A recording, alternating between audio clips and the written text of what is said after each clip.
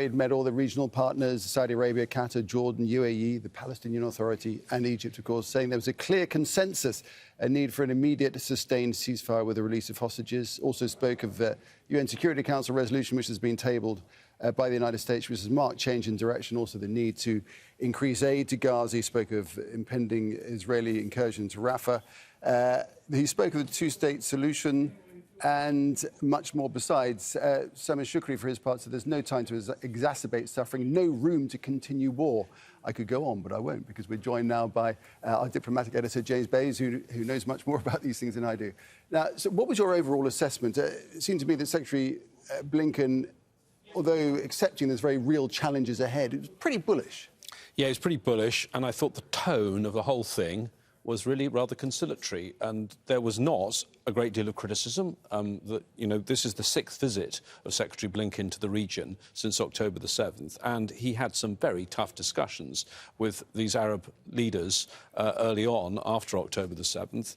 Even in the statement that comes from all of the different foreign ministers that met him today, no condemnation of the US. They talk in the statement of the disastrous repercussions of the Israeli war on the Gaza Strip. And in the news conference, yes, there was the Egyptian foreign minister raised the issue of double standards, but only in response to a question. It's not something he brought up.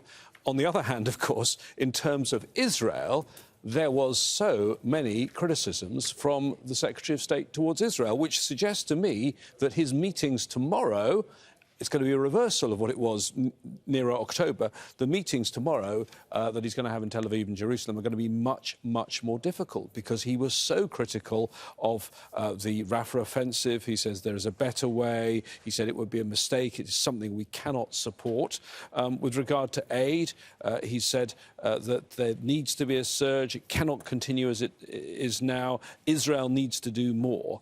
And, of course, when he talks about his grand plan for the way forward, he talks about a revitalised Palestinian Authority. Yes, there are things that the Arab nations and the PA need to do there.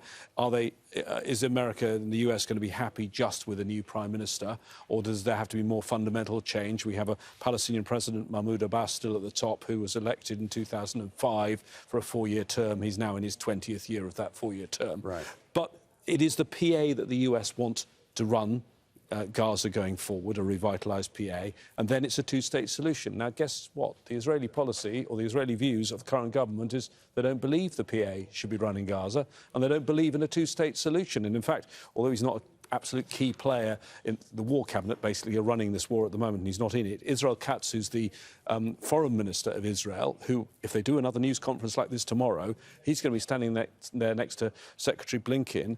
He does not believe in a Palestinian state, and he wants to annex all of the West Bank, and he's going to be standing next to Secretary Blinken. So there'll be much more disagreement, I think, in 24 hours' time than there is now. Can you just give us a bit of context in terms of Egypt's role in all this, and why these talks are taking place in Egypt now, why this press conference has been held here? What is the importance of Egypt in the whole scene? Well, several factors here. Number one, geography. Egypt has the border with Rafah, and it's the only place that has access to Gaza other than Israel, so that makes it absolutely key.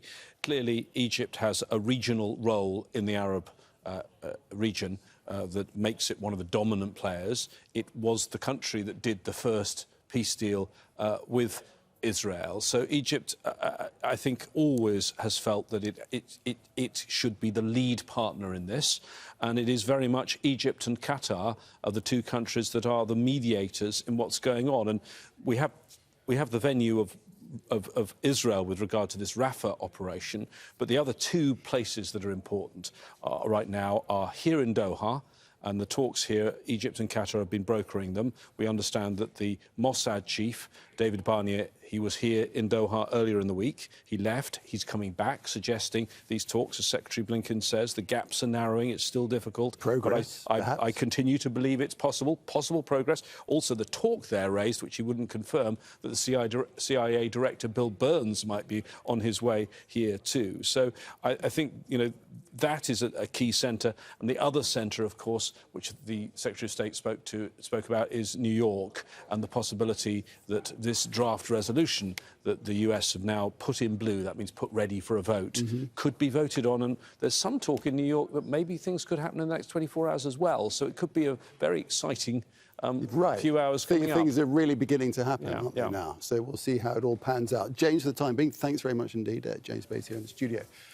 Well, all this diplomacy is going on. Let's get the scene on the ground. We get the very latest from Tareq Abu Azzoum, who joins us from Rafah in southern Gaza. So tell us more about what's been happening, because I understand there's been more strikes.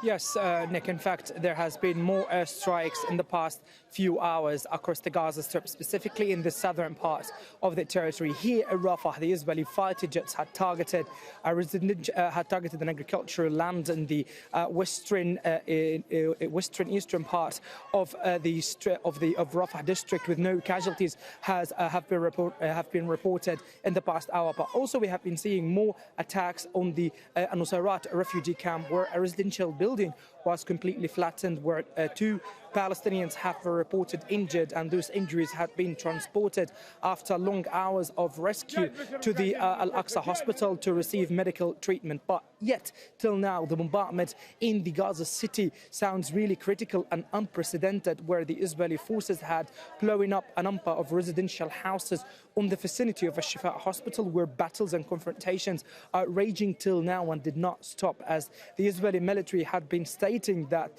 they have arrested 300 Palestinians at least till now and killed 140 others since the beginning of this operation.